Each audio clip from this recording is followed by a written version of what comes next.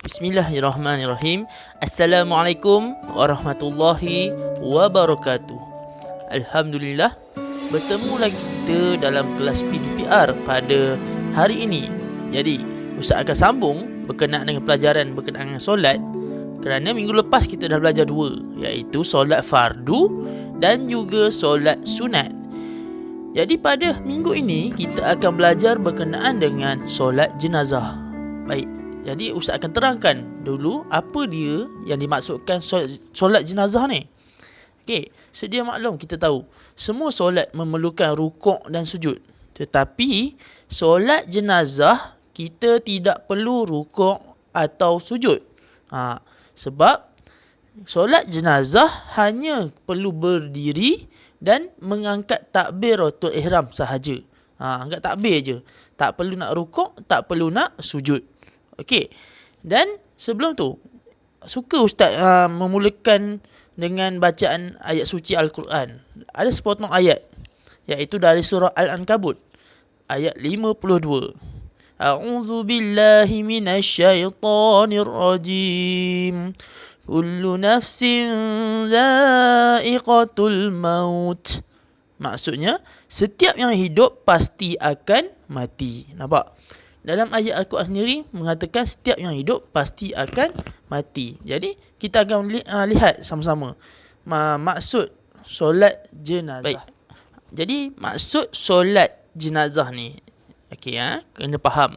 Setiap yang hidup di dunia ini, tak kiralah manusia, haiwan, tumbuhan, apa saja makhluk yang hidup dekat dalam dunia ini, maka akan berakhir dengan kematian. Kena faham benda tu.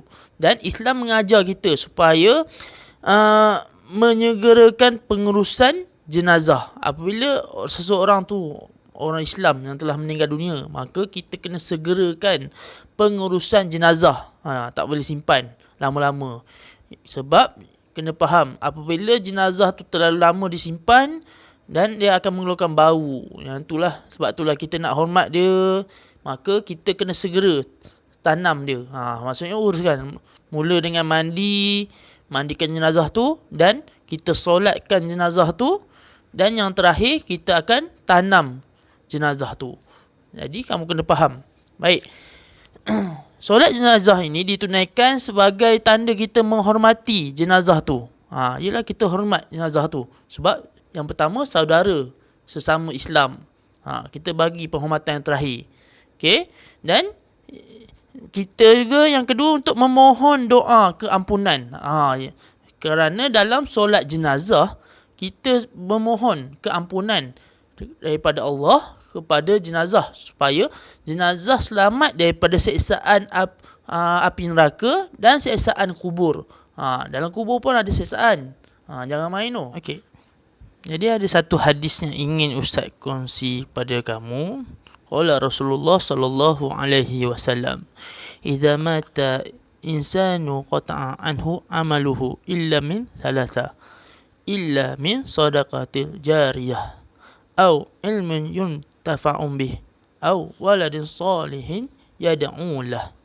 Baik, maksudnya kat sini Rasulullah sallallahu alaihi wasallam bersabda, apabila matinya anak Adam, maka putuslah segala amalannya kecuali 3 perkara. Okey. Yang pertama, iaitu sedekah jariah. Sebab sedekah jariah ni, dia punya pahala tu masya-Allah.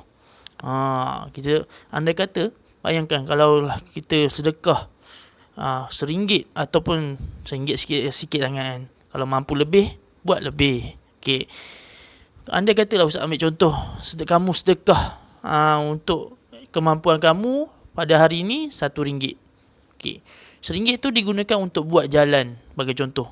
Selagi mana jalan yang kamu buat tu orang lalu, tambah pula orang lalu nak pergi kerja, jalannya orang nak pergi sekolah, memudahkan orang, maka selagi itulah pahala kamu masya-Allah taala. Memanglah tak tahu macam mana. Okey, memang mengalir pahala. Nampak? Kemudian ilmu yang bermanfaat. Maksudnya ilmu yang bermanfaat ni, andai kata kamu ada ilmu, kamu kongsikan kepada orang lain.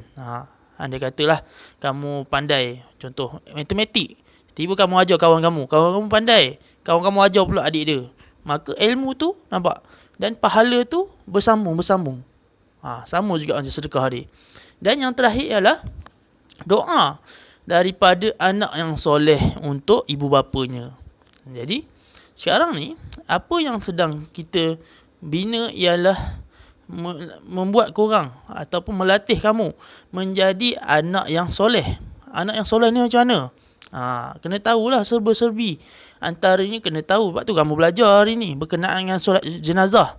Andai kata satu hari nanti ahli keluarga kamu meninggal dunia, maka kamu dah tahu macam mana cara nak solat jenazah. Memang ada imam, memang ada Bilal dekat taman ni, tapi lebih afdal yang buat untuk ibu bapa ni ialah anak dia sendiri. Bayangkan doa daripada anak yang soleh ni mengalir. Dan solat 5 waktu yang kamu buat sehari semalam, setiap doa kamu sebutlah nama ayah dan ibu kamu, minta keampunan. Itulah ciri-ciri anak yang soleh, sentiasa doakan kebaikan untuk ibu dan ayah dia. Okey, sekarang kita balik pada tajuk kita tadi. Okey, sekarang ni kita akan masuk kepada rukun solat jenazah. Baik, jadi kita tengok rukun solat jenazah. Sebenarnya terdapat 8 perkara. Dalam buku ni ada 7, sebab yang ke-8 ialah tertib. Tertib tu maksudnya kena ikut turutan satu, barulah sah solat jenazah tu. Okey. Jadi yang pertama ialah berdiri tegak bagi yang berkuasa ataupun yang berkemampuan. Okey, solat jenazah kita kena berdiri. Kemudian kita angkat takbir. Okey. Nombor 2, niat mendirikan solat jenazah.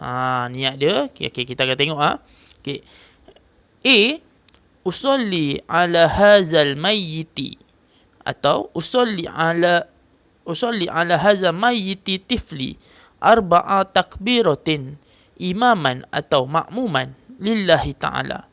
Bermaksud, sahaja aku solat ke atas jenazah lelaki ataupun kanak-kanak lelaki 4 takbir imam atau makmum kerana Allah Ta'ala. Okay, yang ada sempang-sempang tu kita kena pilih.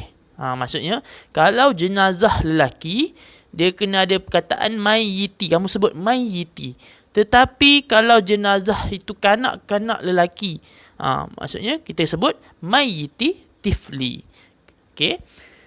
B, untuk jenazah perempuan, usolli ala hazihil mayyitati, atau usolli ala hazihi mayyitati tiflati arba'a takbiratin imaman ataupun makmuman lillahi ta'ala. Bermaksud sahaja aku solat ke atas jenazah perempuan atau kanak-kanak perempuan, 4 takbir menjadi imam ataupun makmum kerana Allah Ta'ala. Okey. Jadi ini ialah niat.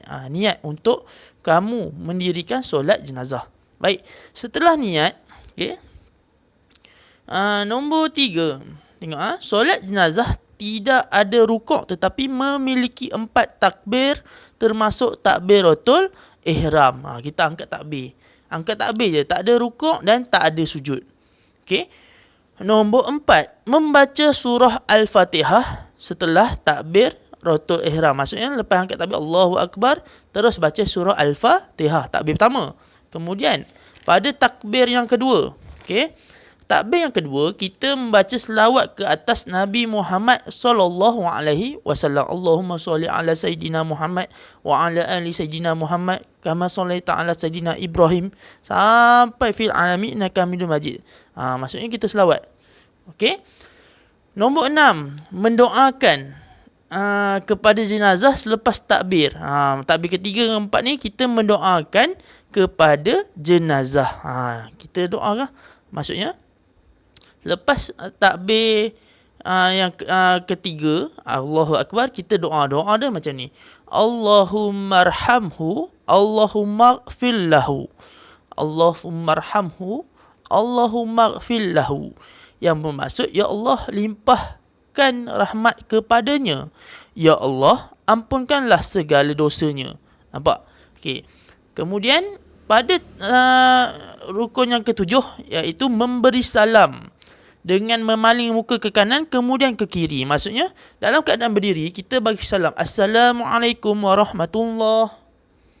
Assalamualaikum warahmatullahi.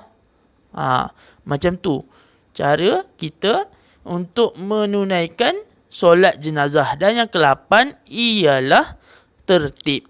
Jadi rukun ni kita kena buat satu persatu supaya solat jenazah kita menjadi sah. Baik, sampai di sini dahulu kelas PDPR kita pada minggu ini. Ustaz akan sambung berkenaan dengan solat jenazah pada kelas yang akan datang, insya-Allah. Dan Ustaz nak buat iklan sikit lah. Okey. Jadi perhatian kepada pelajar tahun 6. Sekolah SAR atau Fiqhiyah menganjurkan pertandingan. Pertandingan ni antara kelas. Okey, maksudnya kamu akan sertai pertandingan. Dia terbahagi kepada dua kategori, lelaki dan perempuan. Okey, dengar betul-betul. Lelaki pertandingannya untuk subjek ibadah ialah azan. Okey, maksud kat sini kamu akan hantar recording ataupun rakaman azan kamu kepada ustaz. Okey, tak kira lah berapa ramai yang hantar, ustaz akan dengar satu-satu. Walaupun 100 orang yang dengar, ustaz akan dengar supaya ustaz akan pilih siapa juara dia. Okey.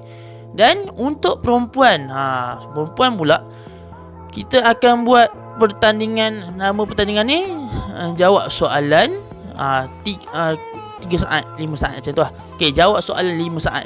Okey, contoh macam ni lah. Okey, ustaz bagi soalan, maksudnya kamu akan jawab. Bagi contoh, soalan pertama, 3 rukun solat. Kamu kena jawab lah dalam masa 5 saat. Okey, 3 rukun solat. Rukuk sujud iktidal. Rukuk sujud iktidal. Contoh.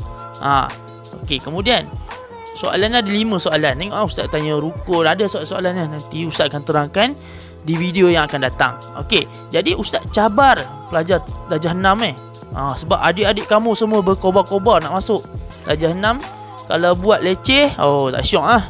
Maksudnya korang akan tunjukkan yang korang ni pelajar yang paling tua, pelajar yang paling senior, pelajar yang paling matang, masuk pertandingan ni. Terima cabaran ni. Okey, dan insya-Allah ada hadiah dan ganjarannya. Bukan pensel pemadam, tapi adalah hadiahnya, insya-Allah. Okey, sampai di sini dahulu pelajaran kita pada minggu ini. Okey, insya-Allah ustaz akan bagi tahu pasal pertandingan ni di kelas yang akan datang. Okey, wallahu alam. Assalamualaikum warahmatullahi wabarakatuh.